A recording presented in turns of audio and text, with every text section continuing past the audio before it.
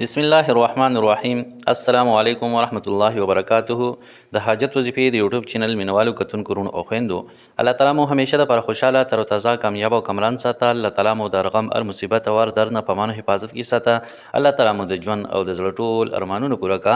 زما عزتمندو نن د یو نوی او خاص وظیفې سره ستاسو په خدمت کې حاضر یم. دا وظیفه زما عزتمندو د سورۃ یاسین یو عظیم الشان ختم دی. عزتمندو صرف او صرف 2 ورځې جمعرات او جمعه څوک ورته زیارت او جمعه وایي، څوک ورته چې دی پنجشنبه او جمعه وایي. تاسو ورته هر څه وایي، د هرې علاقې خپل خپل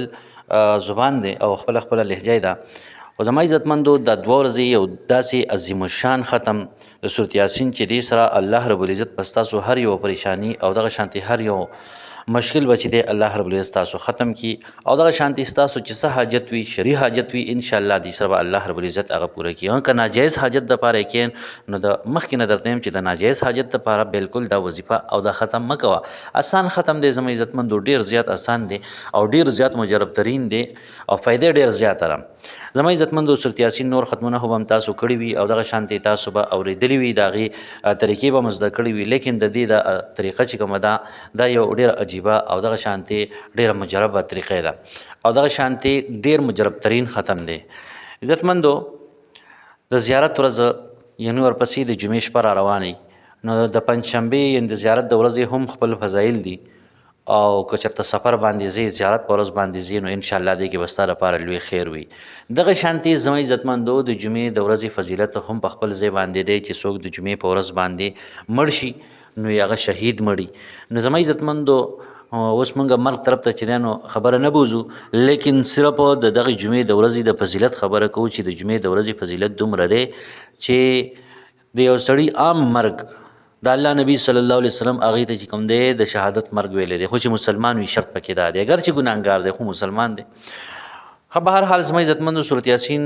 یو داسې صورت دی چې دا د قرآن پاک زړه دی. رسول الله صلی الله علیه وسلم فرمایي چې زما زړه دا غواړي چې زما د هر امتی په زړه کې سورۃ یاسین وي. او سورۃ یاسین زما عزتمندو څوک چې د ورځې په ابتدا کې د ورځې په شروع کې ولولي، الله رب العزت په د ټولې ورځې کارونه اسان کی او څه ضرورت چې دی الله رب العزت پر دغه ضرورت پوره کی.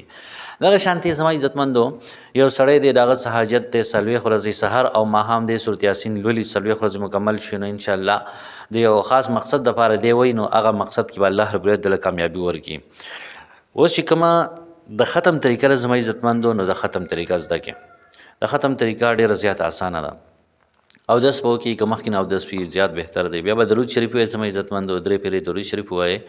او بیا د هغې نه بعد سورۃ یاسین شروع کړئ. نو د سورۃ یاسین نور ختمونه خو داسې دي چې یو مبین ته ورسي دومره به وایي، بل ته ورسي نو پلانې دعا به دومره وي، دې کې دا شیز نشته دی. بس شروع دې وکړله، بسم الله دې وویله او سورۃ یاسین دې شروع کو، نو سورۃ یاسین به مکمل ختم کړي. چې کله سورۃ یاسین دې مکمل ختم کو 3 آیاتونه دي، نو اخر کې به بیا سکرین باندې چې کومه دعا تاسو ته ښکاري، یا الله یا رحمان یا رحیم یا حی یا قیوم برحمتک استغیث،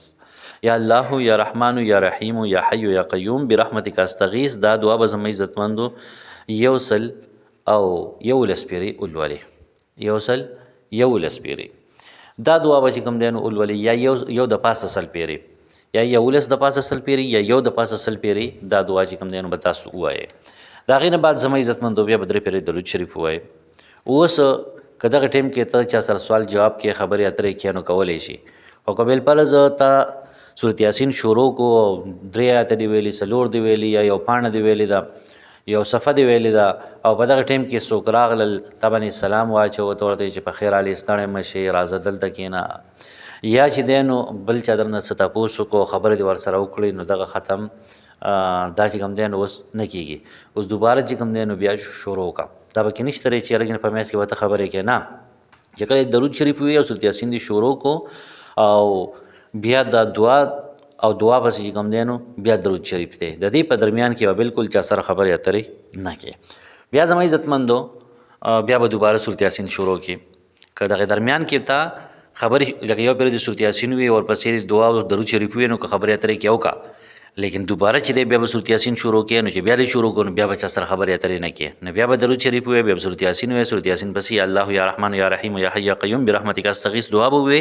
او بیا به درود شریف ووایي زما عزتمندو دا 11 پیرې چې کوم دی نو دا سورت یاسین به ولولي 11 پیرې سورت یاسین به په دغه طریقه باندې ولولي چې مخکې 3 پیرې درود شریف او بیا سورت یاسین بیا دا دعا او بیا 3 پیرې درود شریف اخر کې زما عزتمندو بیا به که 2 رکعاته نفل کولی شي بهتره ده که نه کې سجدې لږ سجده کې دعا غواړي زیاته بهتره ده که نه ته وایې چې یاره سجده کې دعا نشم غوښتی داسې به لاسونه پورته کړم نو بس لاسونه پورته کړه او دعا وغواړه ډېر مجرب ترین عمل دی زما عزتمندو د جمعرات په ورځ باندې زیارت په ورځ باندې د عمل وکړه دې لپاره ټیم شرط نه دی چې په دې ټیم باندې وکړه څه ټیم چې ته کوې نو کولی شي او بیا زما عزتمندو د جمعې په ورځ باندې بیا دوباره د عمل وکړه دا 2 ورځې چې کوم دی نو په دې طریقه باندې چې 11 ورځې زیارت په ورځ 11 پیرې د جمعې په ورځ باندې سورت یاسین په دغه طریقه باندې ولوله او د الله رب العزت نه دعا غواړه نو زما عزتمندو ډېر